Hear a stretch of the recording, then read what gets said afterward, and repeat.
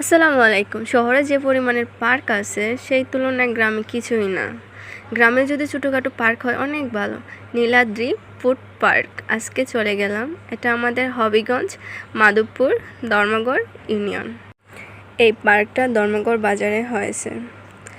বেশি বড় না হোক, ছোটোখাটোর মতো দেখতে সুন্দর, সময় কাটানোর মতো, বাচ্চাদেরকেও খেলানো যায়। গ্রামের মানুষ ভাবে কি শহরে তো খোলাসা জায়গা নেই, গ্রামের মধ্যে খোলাসা জায়গা আছে, সেখানে কি আবার পার্ক লাগে নাকি? মানে আমরা গার্জিয়ানরা অনেকে সেটাই ভাবি। আসলে বাচ্চাদেরকে খেলাধুলা করালে বাচ্চারাও ভালো থাকে, বাচ্চাদের মন মানসিকতা ভালো থাকে, বাচ্চাদের ব্রেনও ফ্রেশ হয়।